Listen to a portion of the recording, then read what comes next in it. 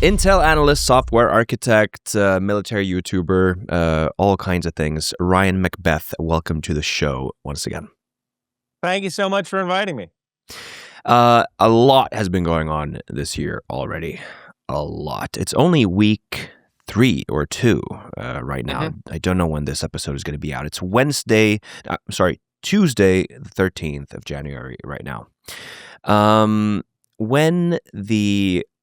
I see this episode going in this way. I'm going to ask some stupid European questions about Venezuela first, and then some concerned European questions about Greenland after that. Let's start with Venezuela. When it happened, it seemed right away that there are some very, very contradictory moral implications from this. At least I felt being twisted and pulled in different directions.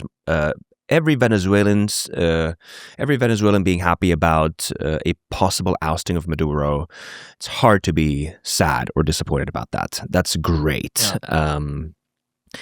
Yeah. Seeing the Chinooks riding to the sunset and seeing Fortunate Son being mixed into those videos, I mean, you can't deny that doesn't look cool. And if I was American, I would be proud of the people who are able to do that. But then, on the other hand, it does raise some questions about what kind of world we are in right now.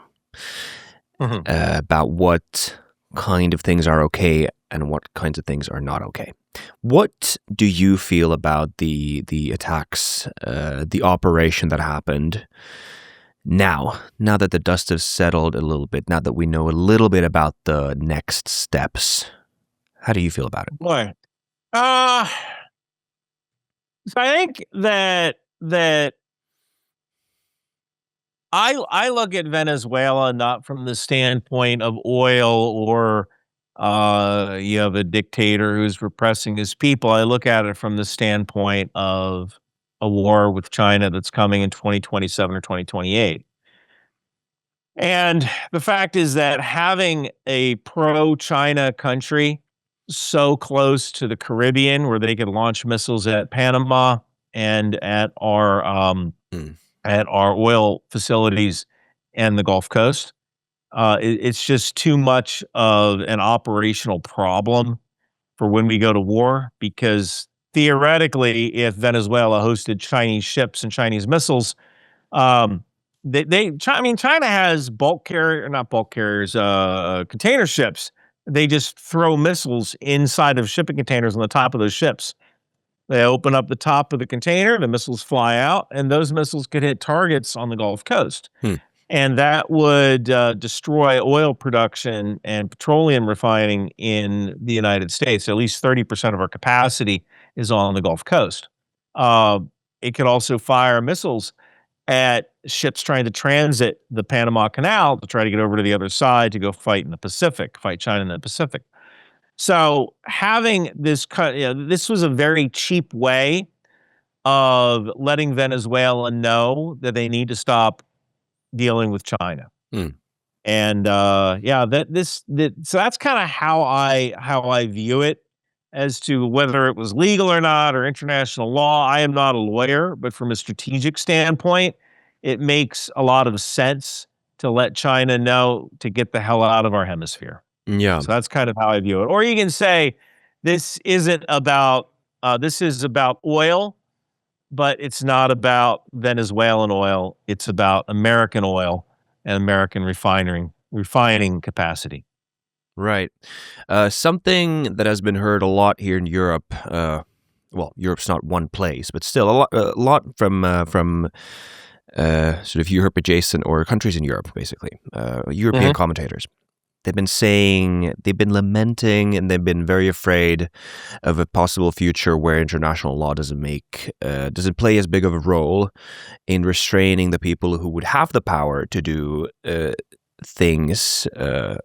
Unspeakable things, basically, with the power that they do wield. Do you think this is unfair? Is it unfair to accuse the current United States administrations of not caring at all about international law, even in even in the sense of like cloaking illegal acts in some sort of diplomacy or legalistic rationales. I mean, I remember in the U.S. right after this happened, a lot of people in the administration even said that this was not a military operation, this was a law enforcement operation. Maduro had indictments from courts going back several years. Isn't that a way of trying to sort of make this sound like a legal operation? It certainly does. I mean, one of the things that a number of people have said is, well, what is international law? Right? Is there any such thing? Is there really any such thing as international law? Do you watch Game of Thrones? Yeah, All right. So 100%. well, remember there was there was a great scene in Game of Thrones where Tyrion Lannister is sitting down with what was the name of the eunuch? The guy who Yeah, I think spy master, right? Varys. I think I know what scene you're talking The about. dwarf and the spy master are having Yeah. a conversation, and the spy master says, "A king, a priest, and a rich man are at a table, and there's a sellsword. There's a mercenary on the other side of the table, and each, the king, the priest, and the mercenary all say to the sellsword, 'Murder the other two.' Hmm. So who does the sellsword listen to?" Well, that kind of implies that power resides where you think power resides, right? Like nobody really has any power unless you give them power. Hmm. And so I think that international law is really only held by people who believe in international law, Sure. right? So if you suddenly, yeah, in that particular scene, I think it was Tyrion Lannister. He was like kicking people out of the large council, making the council smaller, Hmm. consolidating his power, and the eunuch was saying like, you're playing chess, but real people with power decide what game you're playing. They Yeah. decide the shape of the board. And so, people who want to talk about international law, well, they're playing one game, whereas President Trump just decides, you know what? I'm going to choose the board I play on because there really is no such thing as international law. There might be conventions that you sign. Hmm. Everyone might agree to abide by the Geneva Conventions or maritime law or law of the sea, stuff that goes back 200, 300 years to when mariners were all kind of in it together, right? Like, Yeah. if you do come upon a shipwreck, it's within, humanitarian ideals to rescue the people on the shipwreck, even if it means your shipment is going to be late. But yeah, I would say that when you think about it, there's only international law if you choose to obey that international law, and if you don't choose to abide by it, then who's going to stop you, Yeah, right? there's many. You're not wrong. I mean, there are Oh. many interesting things to say about international law, and in a sense, you are correct. And I don't know if this is a good analogy, but you could say that to say that international law doesn't exist is kind of like saying promises don't exist. Because Yeah, I mean, you have to keep the promise, that's right. I mean, right? it's a weird world where, I mean, it's not true either to say that promises aren't a thing, that promises don't affect how people behave or promises don't matter at all. But you can still stop obeying a promise. The buck Yeah. stops with hard power always. And it does seem, I think Ian Bremmer had a tweet recently where he said that we are monitoring the situation, or we are condemning this whatever thing because it doesn't follow international law. It's kind of like Americans saying thoughts and prayers after a mass shooting. It's a nice thing to say, but it doesn't help anyone. And it does feel like that being a European right now. You are right. But still, I'm reminded. Did you see the Stephen Miller interview that has been going? I guess I have not. No. No, he was asked about this by Jake Tapper on CNN, and he said something like, I don't exactly remember what the precise question was, but his reply was, this quote says a lot. "We are a superpower. We are going to act like a superpower." meaning that if there are any interests that we have, we are not going to draw red lines in the same places where you draw red lines in terms of what is right, what is appropriate for the United States to do to secure our interests. Does this feel appropriate? I mean, again, your framework is a long-term major war with a superpower.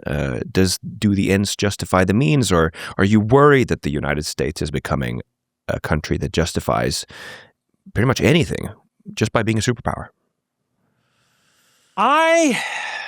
That's a really tough question. I mean, for years, the United States has kind of, I don't want to say forgotten our core purpose, but for a very long time, the United States has kind of conceded some things to our adversaries just because we didn't want to look mean, right? And when you kind of think about it, it's one of those things where you do have the ability to shape the dynamics of the situation. You just have to have the will to do so. I'm kind of reminded of Somalia in 1993, the Battle of Mogadishu. President Clinton withdrew gunship support, AC-130 gunships, which are these gunships that kind of fly above the battlefield, and they can call down fire, very accurate aimed fire. And he recalled them because, well, we don't want to look too angry at the Somalis. It's too much of a bad look.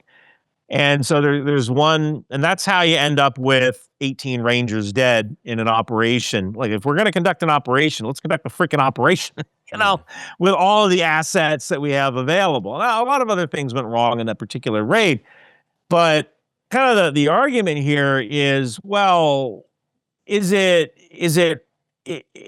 should we be executing operations with the maximum amount of force in order to successfully resolve that situation? And do we care too much about what people think of us? Because it certainly seems to me like the United States can't win either way. Like, if we use overwhelming force, if we project our power, we're the bad guys.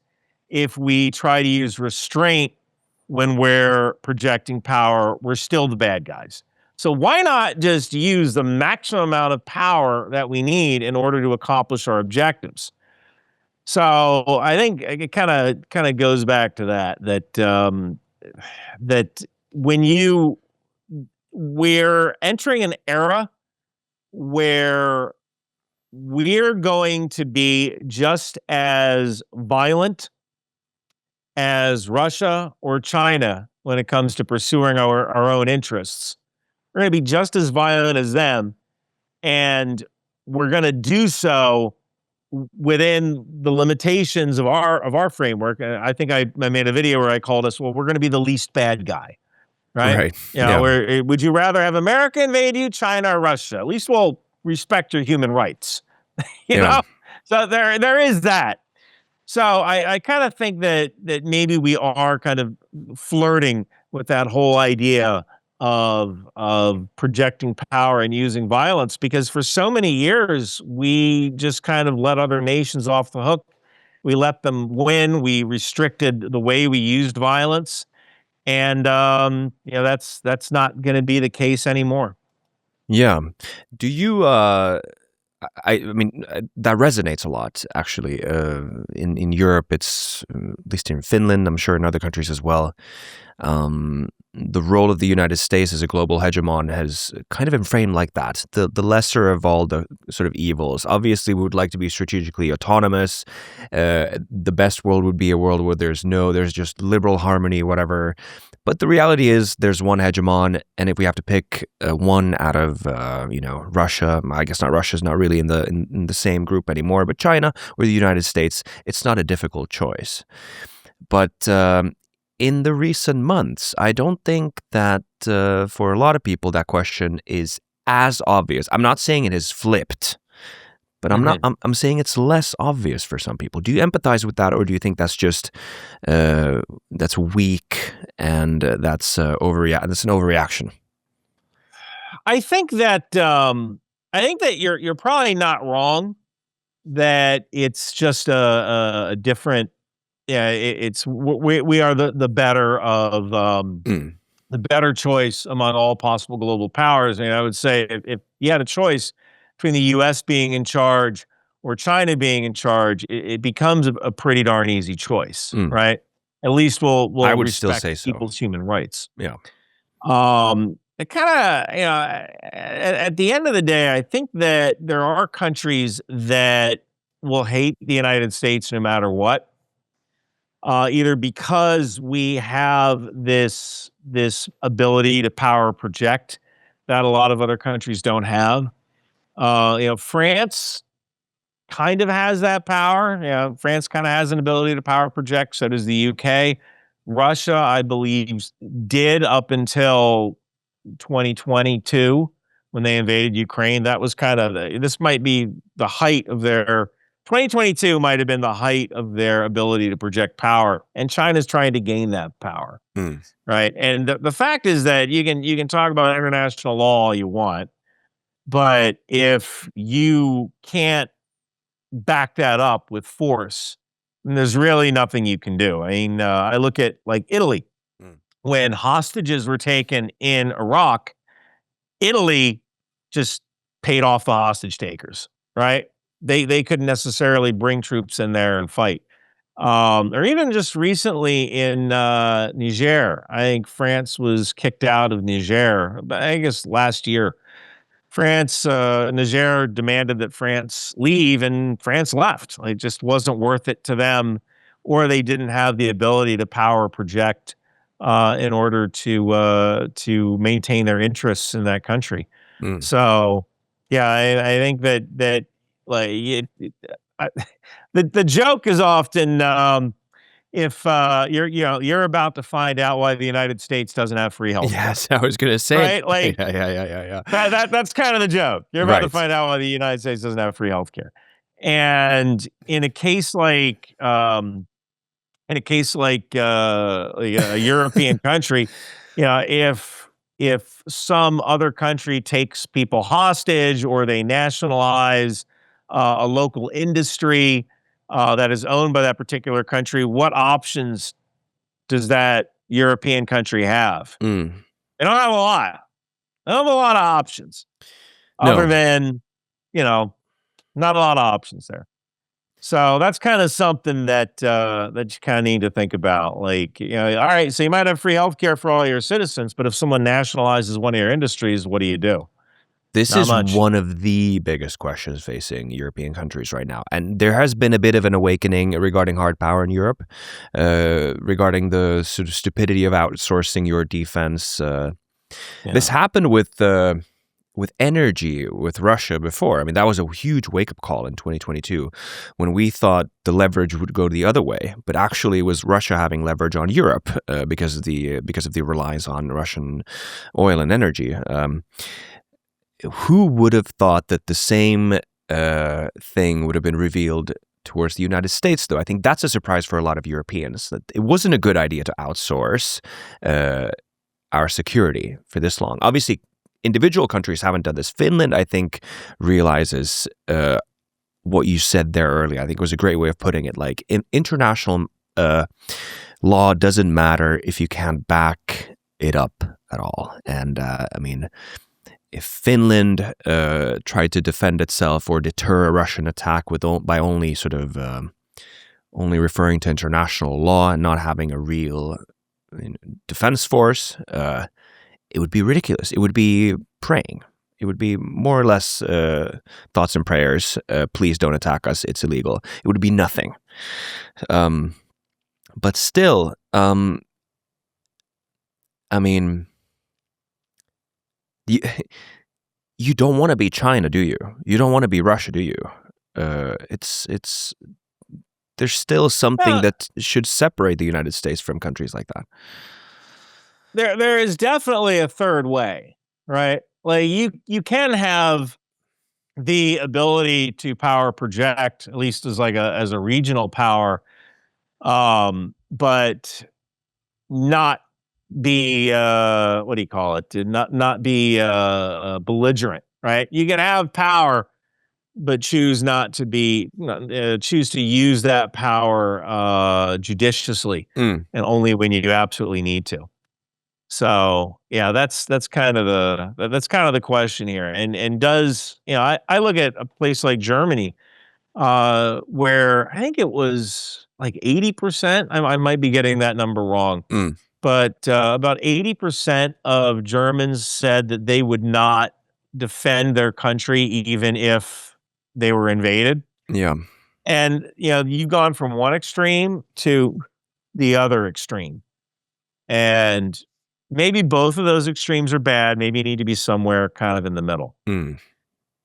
So, that's the question, is how do you balance that? And actually, what the other funny thing is, once you get power, how do you once you get power, like, it's going to take a lot of restraint to not use that power indiscriminately, because once you realize, like, oh, wow, I can invade these people and then they do what I want. I mean, that's a really that's a really dangerous capability to have, because then negotiation goes out the window and violence is the default for everything, right? And maybe you don't want to live in a world like that. No. Yeah, I think that's exactly the concern that a lot of people Yeah. have right now. Um, what about regarding Greenland then? Like, if the world is as you present it to be, why draw the red line at Venezuela? Why not invade Greenland? Well, Greenland is owned by Denmark, right? Yes. But why does that And matter then? well, Greenland is necessary because the polar ice caps are melting, Mm. right? Whether you like it or not, the polar ice caps are melting. Yes. And that's going to open up a Northwest Passage. So that's going to open up another shipping route. And you basically have two choices here. This can be owned by China or Russia, or it can be owned by the United States. Like, what would you rather have?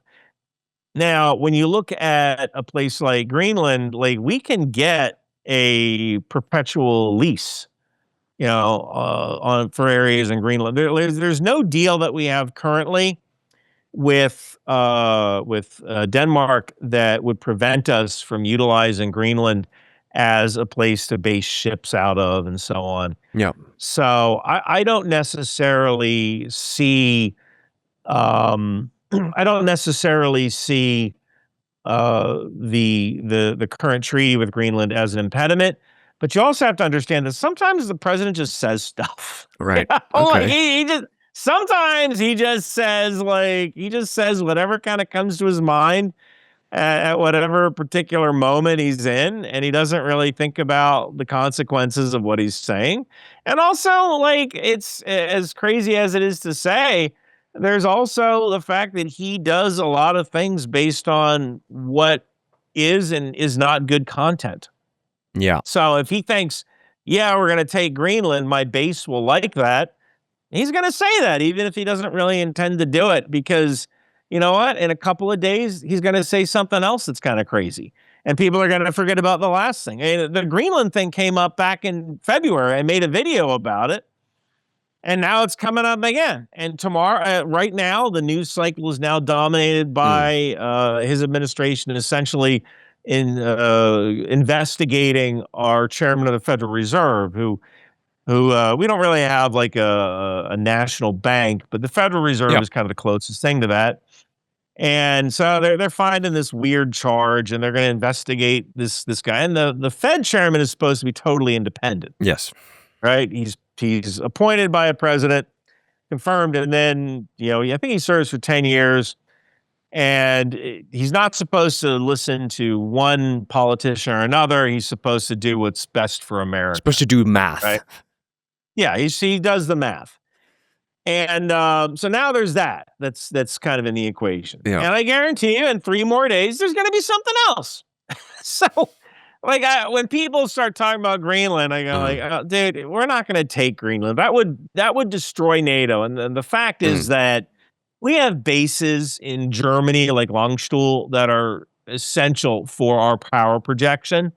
So you can talk about, there's every once in a while, some American senator introduces a bill to remove the U.S. from NATO, and they're just doing it to play to their base, right? We're not Yeah. actually going to leave NATO because we wouldn't be able to project power without all the bases that we have. Sure, you have a fleet in Bahrain, but you don't own Bahrain.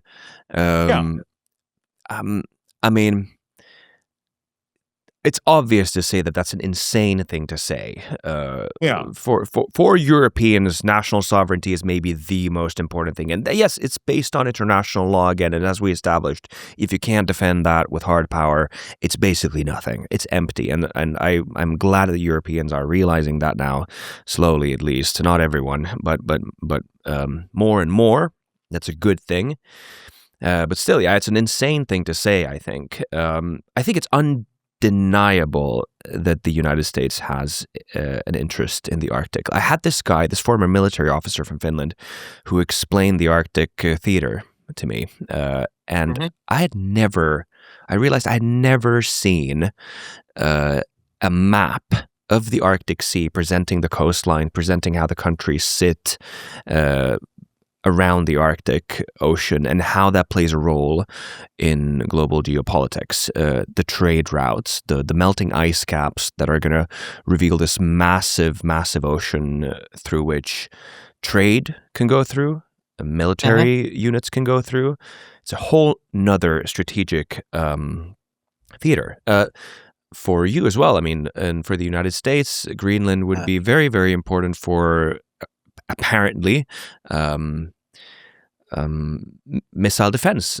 I'm in Finland right now, and a lot of long-range nuclear missiles from Russia are right next to Finland in the Kola Peninsula.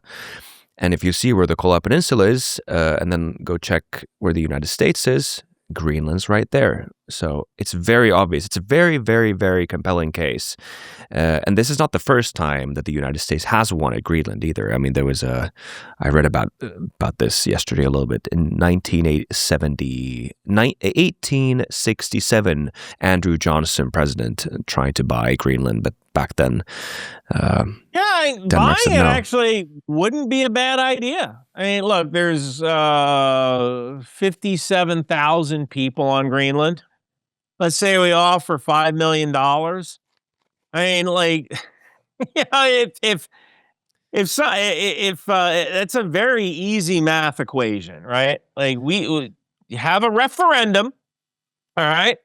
If this referendum succeeds, every single person in Greenland gets $5 million. Mm.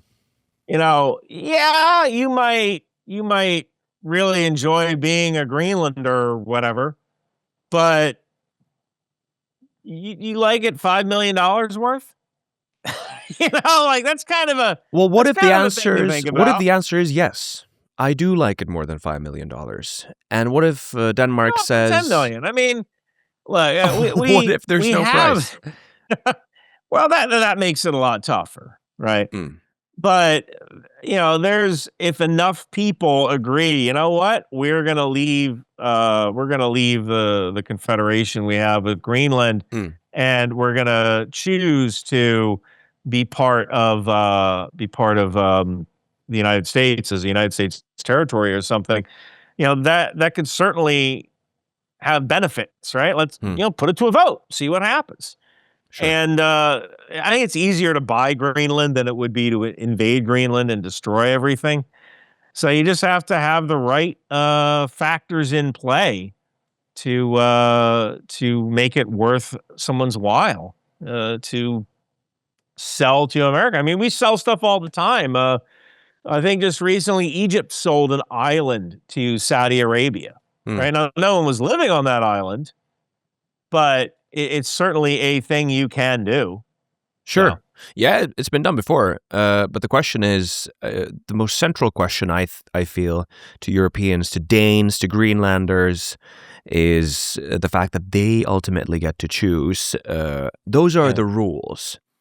In our frame the one with the biggest muscles in the frame that we've discussed, the one with the biggest guns, they get to decide. But in here, the rules-based system hasn't been broken yet in Europe. Mhm. We still live by it like it's a natural law, like it's something that can't be broken unless someone comes and breaks it.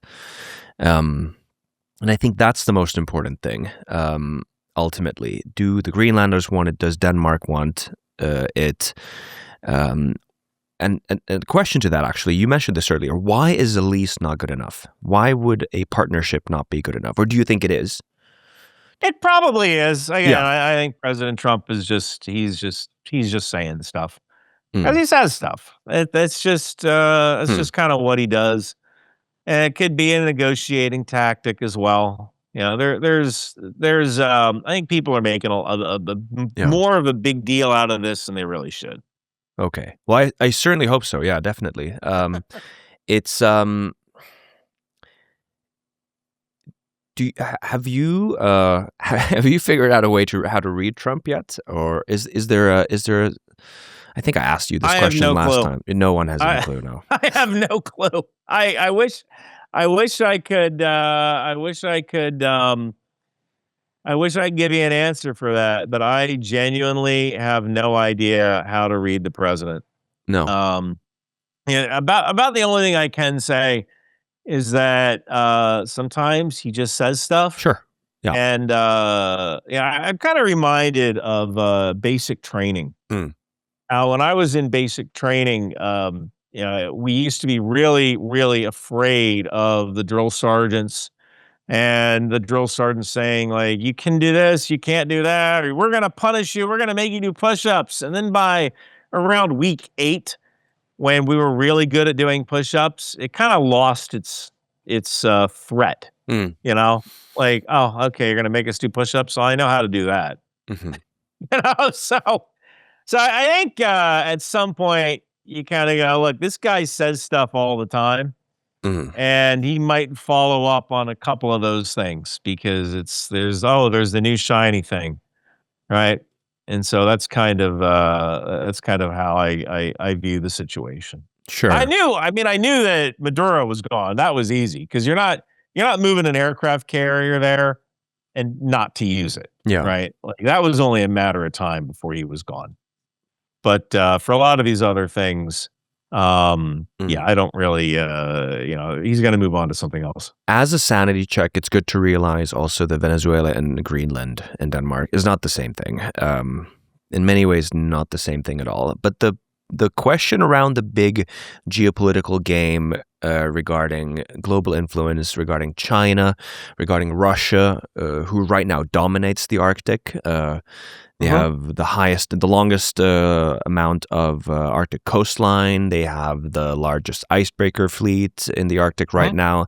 They have the most bases, landing strips, early warning systems, all kinds of stuff around the Arctic. And in terms of this big game, Venezuela and Greenland do have something in common, it seems like. They are parts of a bigger puzzle that, in the great power game that is going on right now, many people have interest in. As another sanity check, it's also, I think, useful to say that it doesn't seem like a lot of Americans would support a forceful taking of Greenland. That's what the polls seem to say right now. Then again, people change their minds all the time. They rally around the flag. Who knows? Actually, yeah, question to you. What do you think? Do you think people would actually think invading Greenland would be based and cool and fun and awesome if it actually happened, even though they oppose it now? I think it's the furthest thing from their minds. Sure. You know, right now, for a lot of Americans, housing is a really big problem. Yeah. Cost of living. Uh, you can't buy a car for under about $40,000. Yep. Groceries are still expensive. Gas has gone down a little bit, and for a lot of Americans, a car isn't a luxury. I know in Europe you can take the train almost everywhere, but in the U.S., based on how we've kind of the U.S. is so big. Like I Yeah. once had some British guys who were like, "Hey, we're at in Texas." They're like, "Oh, can we drive to Las Vegas for the weekend?" Like drive.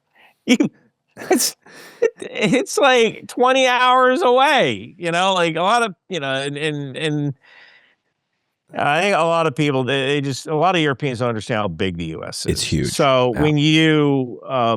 when you live somewhere out in the suburbs, you need a car for work. You need a car to go to the grocery store. And this Mm. isn't like, oh, America should just build trains. Like, do you have any idea how big this country is? So it's very hard to buy a car, that's a major issue. So inflation is a big issue right now. So is housing. The cost of housing has gone up. There's a lot of problems in the US right Mm. now. And I don't think that, there's going to be people who support President Trump no matter what he says. But there are also people that are very upset that some of the domestic issues that were kind of promised Yeah. haven't really been addressed. And the kind of the thought that President Trump had of oh, we're going to tariff everything and that'll bring in money. And tariffs are really useful if you're producing motorcycles and Mm. China is producing a cheaper motorcycle, and so you tariff. But tariffing stuff like coffee, well, America doesn't grow coffee. I think Hawaii produces some coffee, but not enough to really take care of America. Mm. So what do you do in that situation, right? Like, how do you how do you fight that, right? Well, maybe you don't necessarily use tariffs on staples that people eat every day, Yeah. right? America doesn't grow bananas. America doesn't um, grow coffee. Mm. So I think that the tariff thing kind of backfired, didn't really work the way people thought it would work, and people are still hurting. And so the idea of spending money to invade a country that might be useful 20 years from now, that's just not something America would put up with. Yeah. Yeah. I think all of these sanity checks are good to say out loud right now. Doesn't matter who knows what's going to happen in the future, but Yeah. at least it's good to know all of this. Appreciate your perspective on all of these things. A very, very, very hypothetical question. If there would be a military operation, sort of Venezuela style, Gerald Ford, the supercarrier outside of Greenland, and a big fleet of other naval assets, and then the Europeans would follow a coalition of the willing, Arctic trained soldiers and Arctic suitable equipment would be sent over there to defend Greenland. How do you think it would go, USA versus Europe in Greenland? Just from a theoretical standpoint, Yeah. I'm not saying the United States wouldn't get our hair mussed. The biggest issue is that it wouldn't end at Greenland because there are US bases all across Europe. So we would have to pull all those forces out of Europe, and a lot of the methods for refueling or performing ISR, a lot of those things are based in Europe. So we would lose a lot of our just answering that question is in a way absurd, Hmm. because we would need forces in Europe to help attack Greenland in the first place. And as much as I would say, like, well, we'd be able to take over Greenland in a couple of days, it'd be trivial. Um, we'd also be exposing any forces in Europe to intervention by European authorities.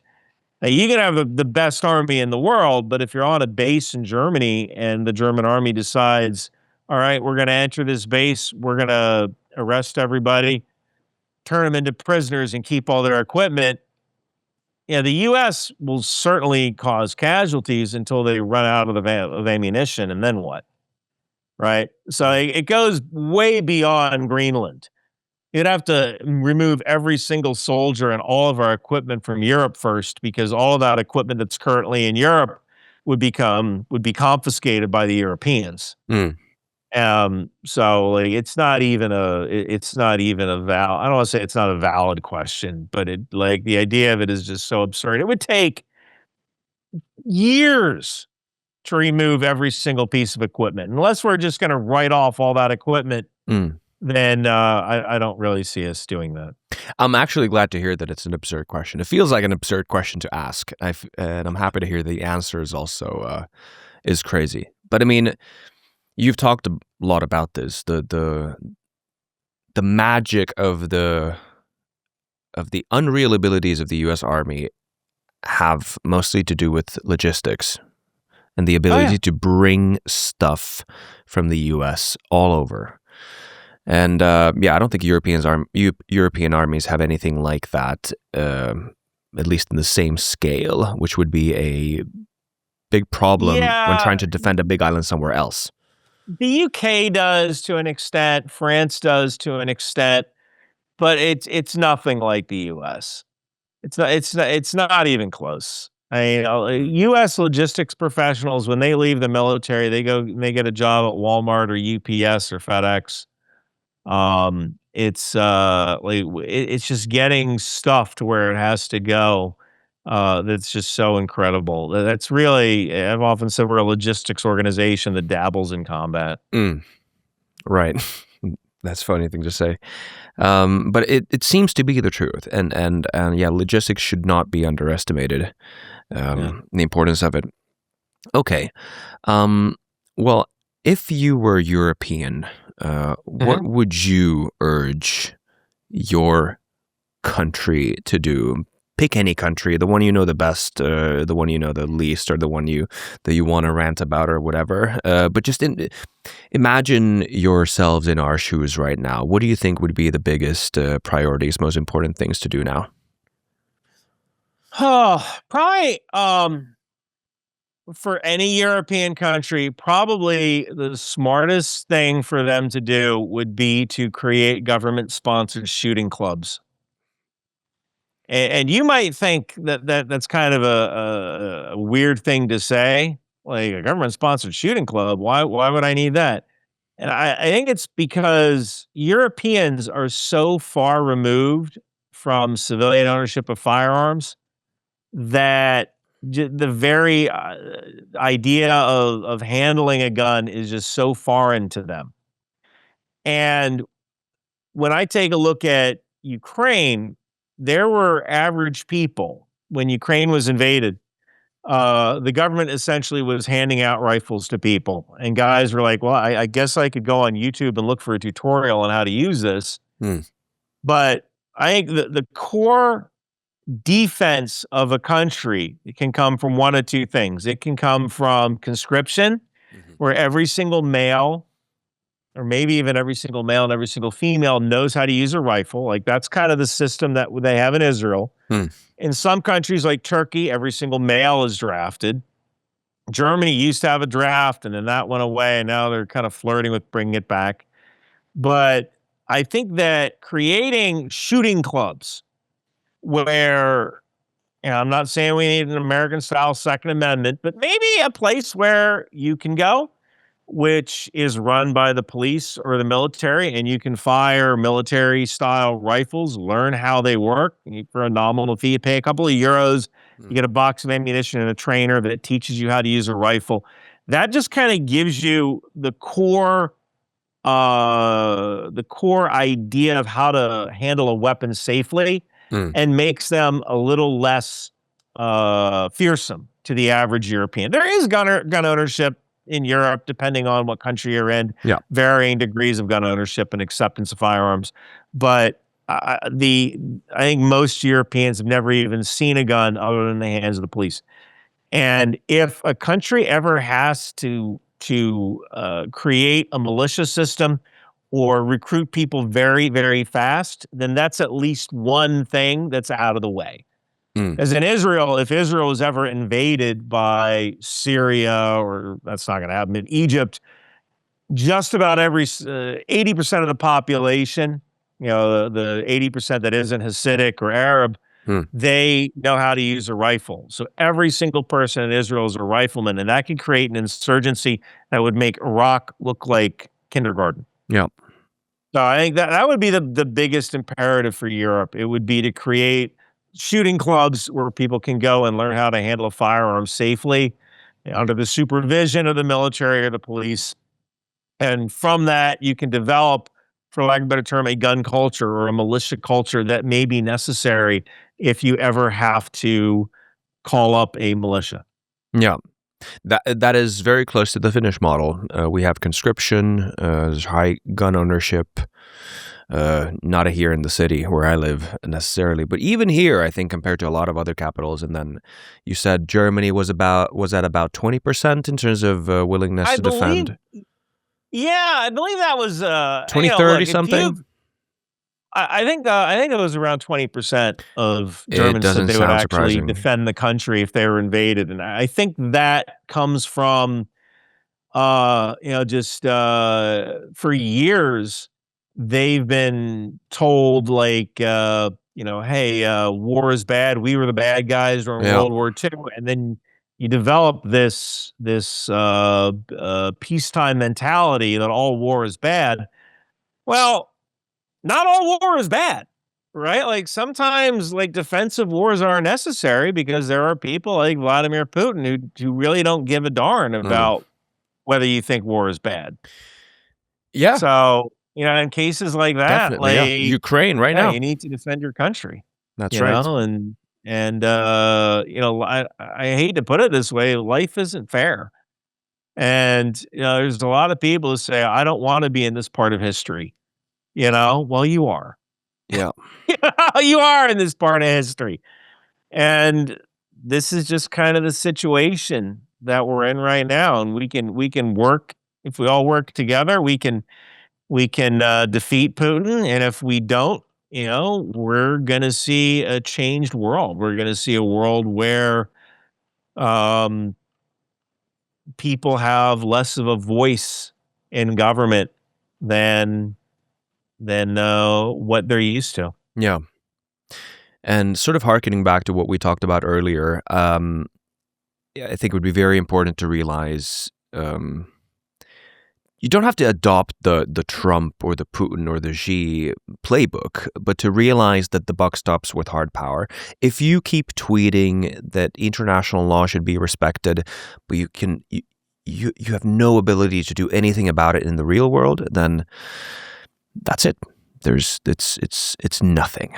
It's just hand waving. It's purely hand waving, and it feels it's a bit frustrating. But I think that's another really important thing to realize. Lord Varys, that was the guy. That's right. Lord Varys. That's right. Yeah, that was the spy master in Game of Thrones. It was a great scene. I think I even remember where that was in the series. They had the best scenes together. That was before the series went to hell. Yes, season 7, somewhere around there. Let's see if I have any other questions to you. This has been really good. Actually, I'd be curious to hear about this. Yes. Okay. Back to Venezuela, because undoubtedly the mission was impressive. It was very, very quick, efficient. Apparently, a Chinook pilot got injured quite seriously, so there was some resistance for sure. Sounds like quite an amazing performance by the Chinook pilot to be able to finish, even though he was badly injured. I don't know the details about that, but I heard something like this. The question is, how does one go by, or how does the U.S. military go by planning and executing something like this? Do you have any insight into like how big of a project this is, and how do you bring all of this together into such a finely tuned mission? I mean, I guess you have to flex not having healthcare somehow. So. Yeah, well, a lot of it is funding, right? Like special forces guys. The amount of funding they get and the amount of training they get is absolutely insane. And so, first off, I have to start by saying I don't think we would have been able to do this if we hadn't fought the global war on terror for 20 some years, because the tech that we developed as we were fighting the global war on terror enabled us to do the things that we did in Venezuela, and doing things like Cybit, which is kind of what I do, cyber intelligence collection, where I can tell when one of Maduro's bodyguards went out for a smoke break because now all of a sudden he's popping up browsing Instagram, right? Hmm. So I can we spent 20 years developing what's called pattern of life. So, all right, we're trying to find Daddy El Batty. We know that Daddy El Batty drives a white truck with a dent in the right rear quarter panel. All right, well, we've identified 400 white trucks. Okay, let's go through every single white truck and try to figure out where those white trucks go. And then we feed that into AI, and then we say, oh, well, this one phone number keeps popping up, and that's associated with this particular white truck because the guy is always in that. Let's follow that guy. Oh, that guy turns out to be Daddy El Daddy's brother. When does he go there? Oh, he goes there at 3:00 every day, right? So we've gotten really good at identifying terrorist networks and tracking people and figuring out pattern of life for people every single day. And that, along with our focus on things like building the Maduro compound and then practicing again and again and again, until you can't get it wrong. Doing that just enabled us to accurately track where all the bad guys were and then come in with overwhelming force and then get out. So it's not just the skill and ability of our special forces. It's the fact that for 20 years we were doing these kind of snatch and grab missions, and we got really, really good at it. Yeah. How good are the tier 1 operators like Delta Force? Can you put that into perspective in any way? You're good. They're good. I Yeah, I'm sure. These guys, I think they're good because it's literally all they do every day. Like, they're not doing black phase post support. Like, No. if you go to a U.S. military installation, one of the things that you see is, soldiers are mowing lawns and stuff like that, and they'll rotate different battalions through that.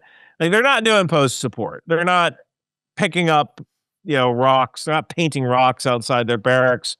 Every single day, these guys are doing training, and the funding is available to make sure that they can do that training. So, I don't really know how to compare them with anyone else in the world. I'm sure that there are other countries that have comparable special forces when it comes to shooting, moving, and communicating. But it's the level of intelligence integration and getting the right information to the right person that kind of makes things stand out. Yeah. And I mean, could they in some ways be compared to pro athletes who basically live and breathe the job and they are pro athletes. Yeah. I mean, there are human conditioning folks that work with the special forces for diet, exercise, sleep. Not just the special forces, but also our pilots as well. We have literally trainers, the same people that work with the NFL football teams, that help our pilots get the best sleep, develop good study habits, what kind of diet they should have in order to perform at maximum ability. So yeah, these guys get absolutely whatever they need in order to accomplish their mission. Yeah. Ryan, thank you very much for this interview. It's nice to hear some of the an American perspective. I'm not going to say the American perspective because there's about 300 and some million of those, but yours is one of them, and yours is a very good one to listen to. So thank you very much for this interview. Well, thank you for having me. Thanks very much. And thank you, viewers and listeners. We'll see you in the next episode. We usually do these in Finnish, but sometimes we put out an English episode like this one. So follow, and see you later. Bye bye. Tämän podcastin tuotti Munk Studios.